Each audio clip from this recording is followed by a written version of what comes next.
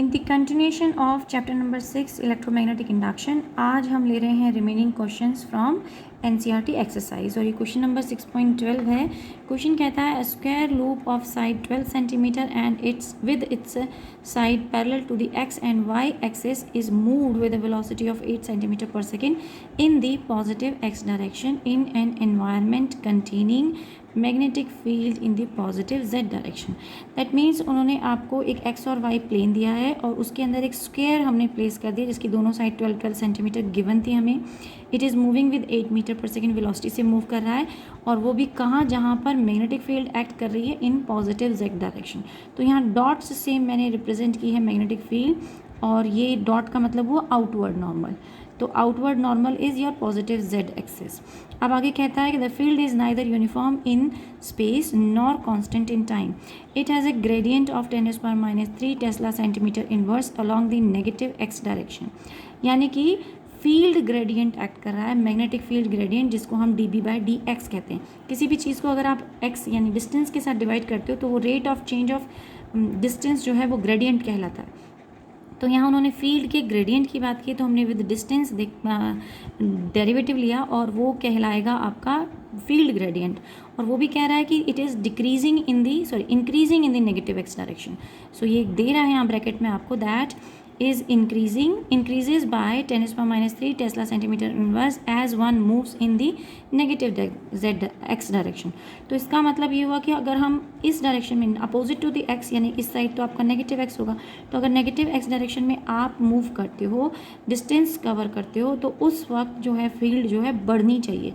तो इसका ये भी हम मतलब निकाल सकते हैं कि अगर हम पॉजिटिव x डायरेक्शन में जाएँ तो फील्ड क्या हो रही है, डिक्रीज कर रही है। तो this is the rate of decrease in the field with distance in positive x direction. और वो क्या कर रही है, डिक्रीजेस। फील्ड घट रही है पॉजिटिव एक्स डायरेक्शन में, अगर नेगेटिव में बढ़ रही है तो पॉजिटिव में क्या हो रही है, घट रही है। अब यहाँ ये सेंटीमीटर इनवर्स है, so we need to convert it in metre inverse. तो अगर हम कन्वर्ट करें तो ये कन्वर्ट होकर 10⁻⁻1 टेस्ला मीटर इनवर्स में आ जाएगा। नाउ सेकेंड चीज़ आप क्या दे रहा है वो, and it is decreasing in time at a rate of 10⁻³ tesla second inverse. यानी अब उसने rate of change of field दे दिया है लेकिन विद टाइम दिया है, यानी रेट का मतलब ही टाइम होता है।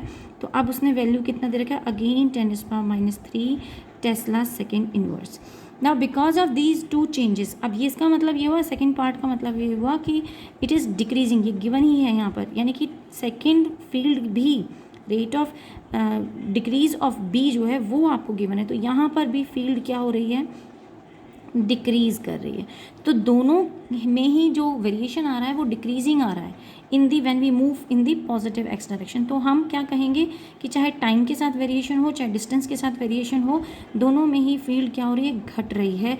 तो हमें निकालना क्या है, determine the direction the magnitude of the induced current. So हमें आई निकालना है और आई का हमें direction as well as magnitude बताना है, अगर रेसिस्टेंस भी आपको गिवन है विच इज़ 4.5। तो चलिए निकाल लेते हैं हम टोटल ईएमएफ। तो टोटल ईएमएफ या इंड्यूस ईएमएफ जो भी इसमें डेवलप होगा वो होना चाहिए the flux change because of this variation in the field and the flux change in the because of this magnetic field. तो दोनों की वजह से, तो फ्लक्स चेंज का फॉर्मूला था d∅/dt, लेकिन हमें तो टोटल चाहिए, तो एक जगह फ्लक्स चेंज निकालेंगे बिकॉज ऑफ दिस डिस्टेंस की वजह से और एक जगह निकालेंगे बिकॉज ऑफ दिस टाइम की वजह से। तो टोटल फ्लक्स चेंज जो आ जाएगा, ईएमएफ वेरिएशन, मैं तो यहाँ टोटल लिख रही हूँ लेकिन अब एक एक करके हम दोनों को, this is the total one, total flux variation जो है ये उसका फॉर्मूला है। लेकिन अब निकालते हैं d/dt BA, और इस तरफ भी हम फ्लक्स चेंज निकाल सकते हैं। एक जगह तो हम वेरिएशन लेना पड़ेगा अबाउट x, और एक जगह हम d/dt लिख रहे हैं BA, बट हम निकालेंगे इसको about because of t, so about t। तो हमें with distance and with time दोनों लेने हैं फ्लक्स, और दोनों क्योंकि डिक्रीज हो रहे हैं इसलिए वो ऐड होंगे। अगर इनमें से एक इंक्रीज हो रहा होता, एक घट रहा होता, तो फिर आप एक में से दूसरे को, क्योंकि फिर आपको नेट मिलता। नेट क्या है, अब भी हमें नेट ही मिल रहा है लेकिन अभी भी क्यों दोनों का जो वेरिएशन आ रहा है वो टाइम के साथ भी डिक्रीज कर रहा है और विद डिस्टेंस भी डिक्रीज कर रहा है। तो हम दोनों फ्लक्स को ऐड कर रहे हैं, ईएमएफ जो rate of change of flux निकाल रहे हैं हम, उनको हम ऐड कर रहे हैं। तो हम यहाँ निकाल लेते हैं, पहले हम निकालेंगे अबाउट एक्स के लिए लेना है, तो I am going to change it, इसको वेरिएशन को हम चेंज कर देते हैं d/dt, और b इधर लिख देती हूँ मैं, एरिया इज़ कांस्टेंट, तो एरिया को हम इधर ले जाते हैं। बट d/dt है ये, और मुझे इसे चेंज करना होगा x में, तो वो मैं नेक्स्ट स्टेप में करती हूँ, इसको भी इधर लिख देते हैं हम। तो this I am going to write is at a db/dt। देखिए ये तो सॉल्व हो गया क्योंकि ये तो db/dt मेरे पास है, बट ये वाला पार्ट जो है अभी रहता है। यहाँ जो मैग्नेटिक फील्ड हमें मिल रही है वो विद टाइम ही मिल रही है, so I need to change it. So हम क्या कर सकते हैं इसमें, a और db को एज इट इज़ रखते हैं, देन हम dx से डिवाइड भी कर दें और dx से मल्टीप्लाई भी कर दें, इंटू dt ले आएँ plus a db/d of t। सो ये वेरिएशन हमारे पास आ गया। आगे फर्दर स्टेप देख लेते हैं। अब dx/dt को हम वेलोसिटी लिख सकते हैं, so you can write a v db/d of x and a of db/d of t। Now the simple thing is you have to place all the values. आपको वेलोसिटी भी गिवन है, आपको area भी given है, तो आप area calculate कर सकते हो, एंड db/dx वो भी हमें गिवन है, एंड db/dt वो भी हमें यहाँ पर गिवन है। तो when you place all these values, सारी वैल्यूज़ जब आप प्लेस करते हैं, your answer will come out to be 129.6 into 10⁻⁻6 volt. तो ये आपके पास आंसर आ जाता है। Now we need to find out the current. हमें निकालनी तो करंट थी, तो करंट का फॉर्मूला होता है आपके पास, करंट का रिलेशनशिप हम लगाते हैं E/R, यानी EMF जो नेट निकला उसकी आप रेशो ले लीजिए विद रेसिस्टेंस, और वो हमें रेसिस्टेंस भी गिवन था, तो यहाँ हम वैल्यू प्लेस करते हैं। जब आप यहाँ पे वैल्यू प्लेस करेंगे, finally answer you will get 2.88 into 10⁻⁻2 ampere.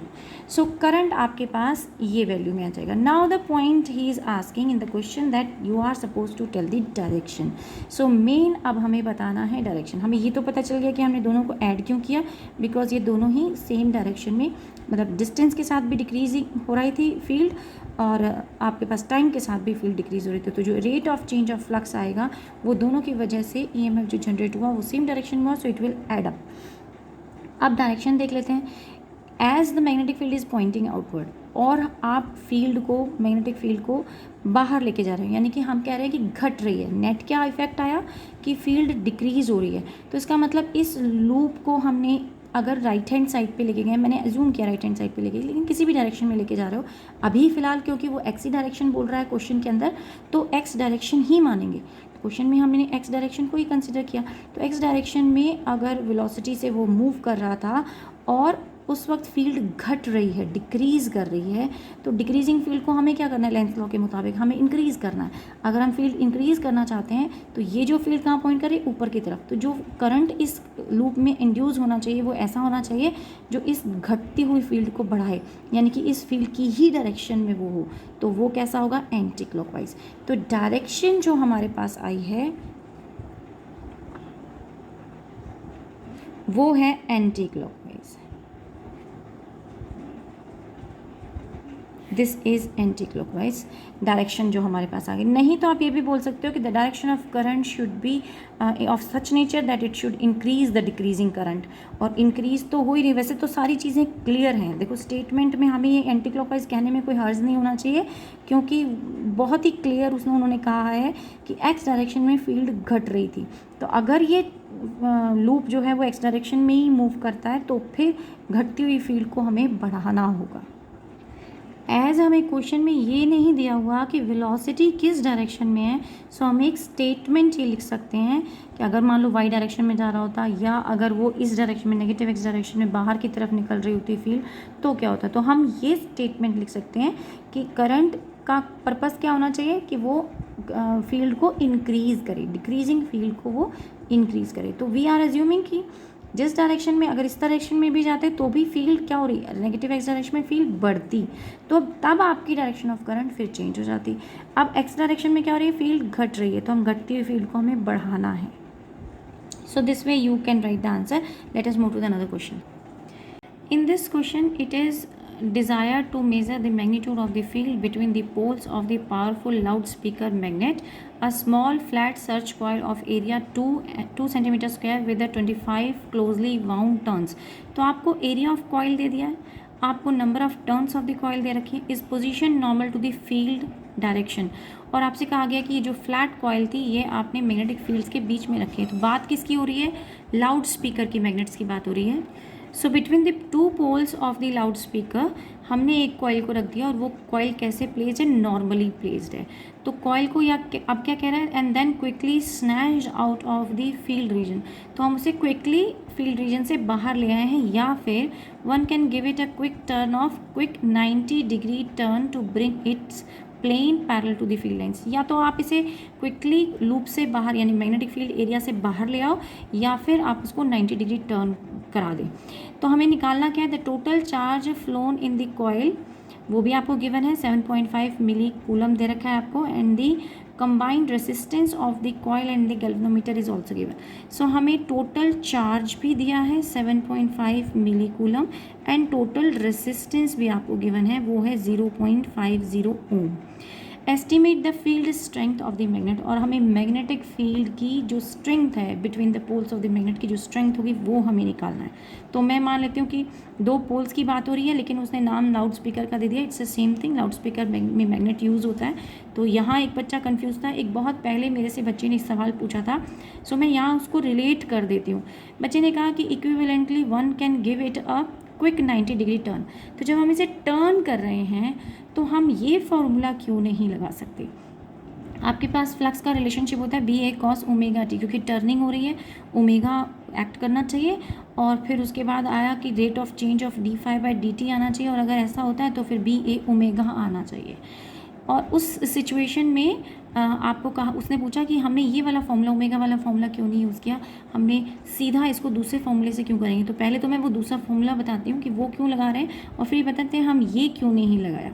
सो सबसे पहली बात है कि अगर चार्ज ऑलरेडी प्रेजेंट था कॉइल के पास, उसके पास रेसिस्टेंस था, तो हम यहाँ से एक रिलेशनशिप निकाल सकते हैं। पहले तो करंट का रिलेशन, वी का पोटेंशियल का फॉर्मूला होता है आपके पास, या ईएमएफ का रिलेशनशिप, क्योंकि यहाँ ईएमएफ की बात हो रही है, E equal to I R relationship. लेकिन करंट क्या होगा, total charge divided by time into R. This is equation number 1। Now दूसरा ईएमएफ हम निकालते हैं by rate of change of flux. यहाँ नंबर ऑफ टर्न्स n है, और रेट ऑफ चेंज क्या हो जाएगा, φ2 माइनस φ1 डिवाइडेड बाय t। अब φ2 माइनस φ1 क्या है, वो है change in magnetic field.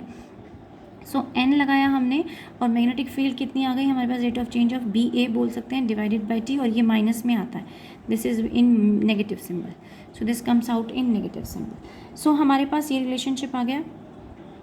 Okay, मैं यहाँ पर ये भी बताती हूँ कि φ1 क्या है और φ2 क्या है। तो φ1 की अगर हम बात करें तो होना चाहिए था B A cos of theta. So initial flux जो यहाँ होगा with your theta to be zero. Zero क्यों, क्योंकि उसी डायरेक्शन में कॉइल का भी एरिया एक्ट कर रहा है जिस डायरेक्शन में मैग्नेटिक फील्ड है, तो दोनों के बीच में एंगल ज़ीरो है, तो आपके पास इनिशियल मैग्नेटिक फ्लक्स बचा φ1 बी ए। लेकिन φ2 क्या हो जाएगा, φ2 कॉस आपने 90 डिग्री टर्न करा दिया उसको, तो कॉस 90 इज ज़ीरो, तो टोटल फ्लक्स φ2 हो जाता है ज़ीरो। या फिर आप उसे कॉइल को पूरी तरह से स्नैच करके बाहर ले आए हो, तो उस सिचुएशन में भी फाइनल फ्लक्स आपका ज़ीरो ही आ रहा है। तो यहाँ अगर हम करें ज़ीरो माइनस बी ए, तो आपके पास सिर्फ माइनस बी ए बचता है, और माइनस आपके पास प्लस हो गए। तो अब क्या करते हैं हम, ये आपकी इक्वेशन नंबर 2 हो गई। हम इन दोनों इक्वेशंस को कंपेयर करते हैं, क्योंकि हमें क्या निकालना था, हमें बी निकालना है, मैग्नेटिक फील्ड स्ट्रेंथ निकालनी थी, तो हमें बी निकालना था।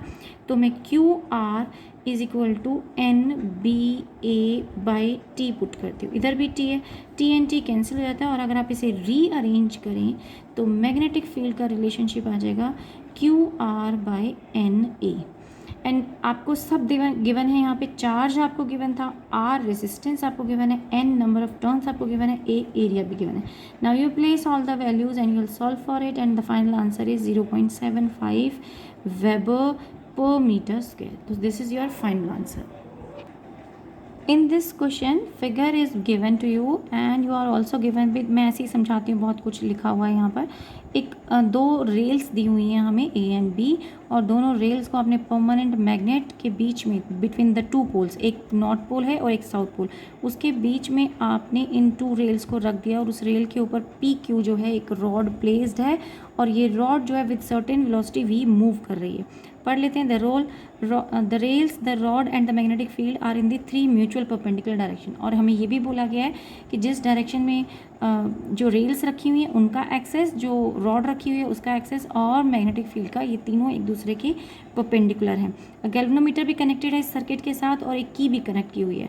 तो अब जब की क्लोज करेंगे, ओपन करेंगे, तो because of that the current जो भी हमें मिलेगा सर्किट के अंदर वो हमें पता चलेगा। लेंथ ऑफ द रॉड जो है वो हमें दी हुई है 15 सेंटीमीटर। बी मैग्नेटिक फील्ड, तो जो दे रखा है वो मैं लिख देती हूँ, लेंथ दे रखी है आपको 15 सेंटीमीटर, जिसको आप चेंज कर सकते हैं, कन्वर्ट कर सकते हैं। तो मैं लिख देती हूँ 0.15 मीटर में कन्वर्ट कर देते हैं। मैग्नेटिक फील्ड गिवन है 0.50 टेस्ला, और हमें दिया रेसिस्टेंस, तो रेसिस्टेंस भी गिवन है कॉइल का 9 मिली ओम्स जो है आपको रेसिस्टेंस भी दिया है। और देखिए कुछ और तो नहीं दिया है हमें यहाँ पे, मैग्नेटिक फील्ड गिवन थी यस, और रेसिस्टेंस गिवन था, right. Close loop of the circuit, right. First पूछता है, क्या पूछ रहा है, सपोज के इज ओपन, तो आपने के को ओपन छोड़ा हुआ है, and the rod is move with the speed of 12 metre per second, यानी कि अब इस पार्ट के लिए, ए पार्ट के लिए आपको वेलोसिटी भी गिवन हो गई सेंटीमीटर पर सेकेंड में दे रखी है। तो सेंटीमीटर को अगेन हम चेंज करेंगे, so it can be written है 0.12 आपको वेलोसिटी इसकी फॉर्म में हम बोल सकते हैं, मीटर पर सेकेंड की फॉर्म में हमारे पास आ गई।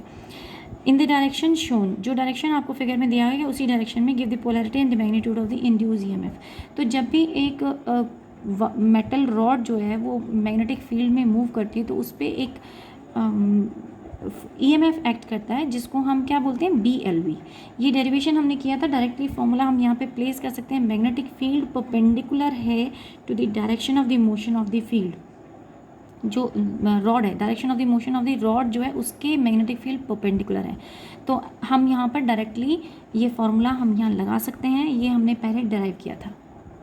Now you need to place all the values, magnetic field given है, वेलोसिटी हमें गिवन है, लेंथ हमें गिवन है। When will place all these values the answer come out to be 9 milli volt. तो हमारे पास आंसर आ जाता है 9 मिली वोल्ट। नेक्स्ट बात करते हैं, इज देयर एन एक्सेस, अच्छा नहीं, डायरेक्शन नहीं बताई हमने, मैग्नीट्यूड बता दिया but direction of EMF induce नहीं बताया है। तो एज पर योर चॉइस आप इसमें कोई भी रूल यूज़ कर सकते हो, फ्लेमिंग लेफ्ट हैंड भी यूज़ कर सकते हैं, राइट हैंड भी यूज़ कर सकते हैं। सो मैं दोनों दिखा देती हूँ। This is right hand rule. Right hand rule के मुताबिक मैग्नेटिक फील्ड कहाँ है, नॉर्थ से साउथ, यानी कि डाउनवर्ड हो गई। तो मैग्नेटिक फील्ड डाउनवर्ड हो गई, मोशन कहाँ है बॉडी का, वो उस तरफ हो गया। तो motion is in this direction, field is downward.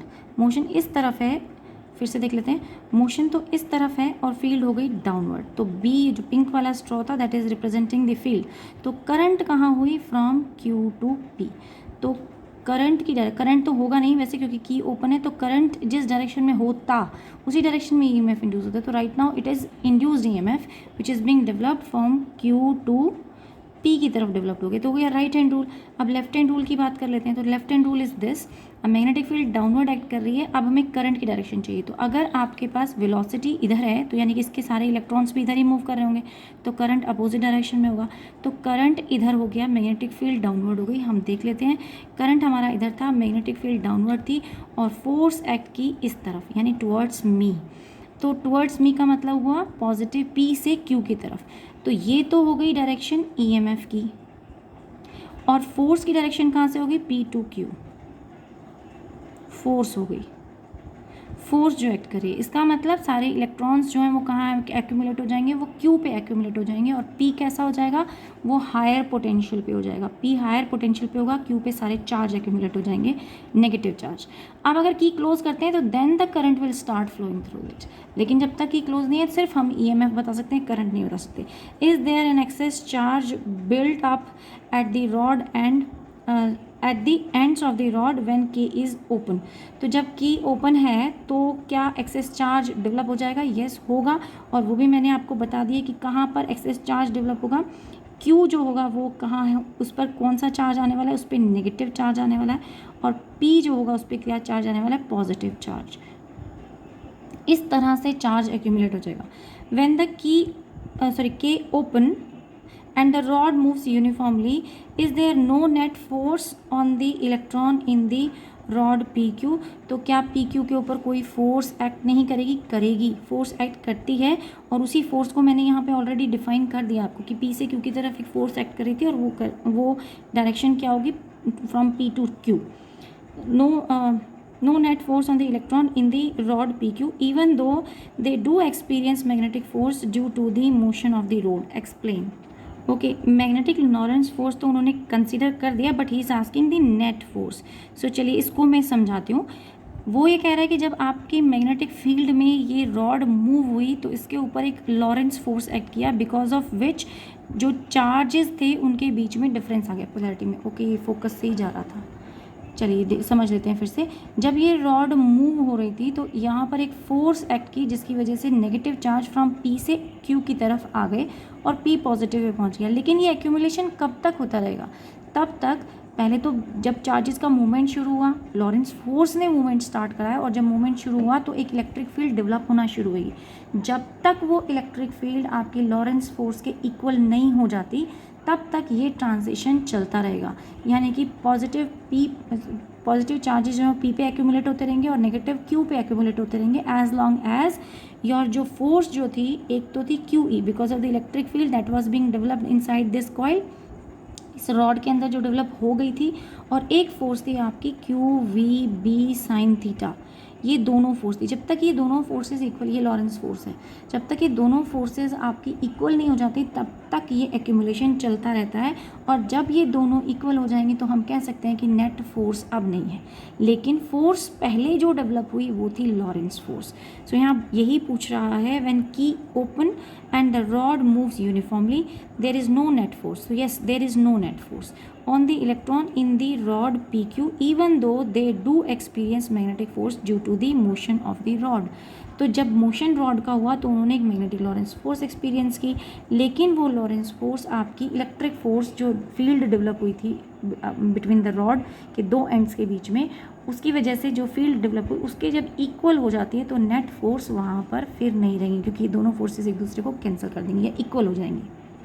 Next part देखते हैं, what is the retarding force on the rod when K is closed.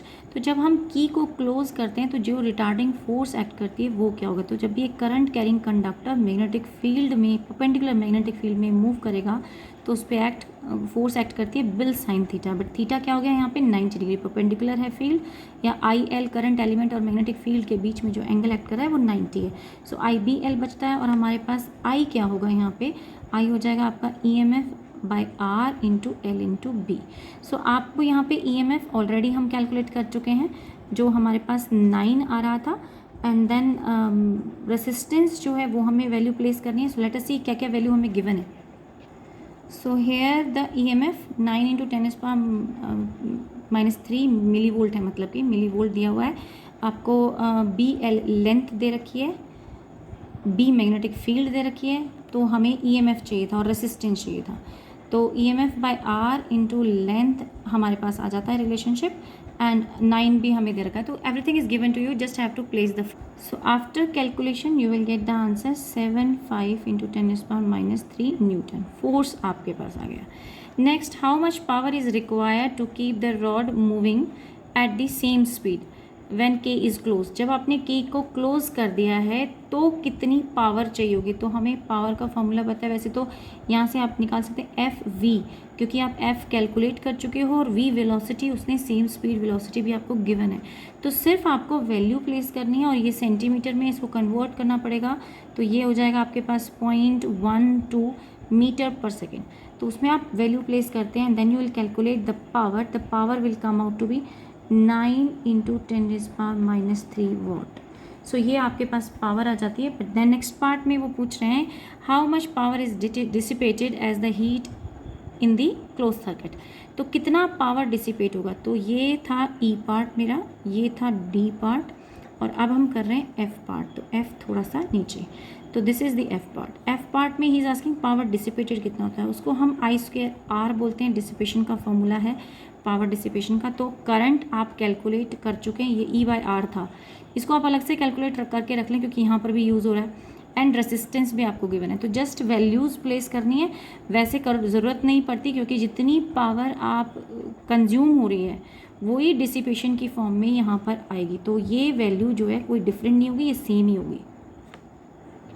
इसे हम ऐसे समझ सकते हैं कि उन्होंने पहले पूछा कि पावर रिक्वायर कितनी हुई उसे कांस्टेंट स्पीड पे मूव कराने के लिए. तो जो हमने एक्सटर्नल एजेंसी ने जो पावर सप्लाई की वो ये थी.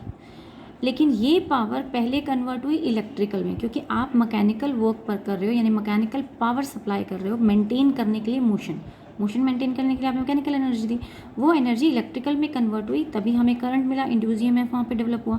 और यही एनर्जी, क्योंकि जब भी करंट फ्लो करता है कुछ ना कुछ डिसिपेशन होता है, और यही एनर्जी जो थी, यही पावर जो थी वापस डिसिपेट हो गई।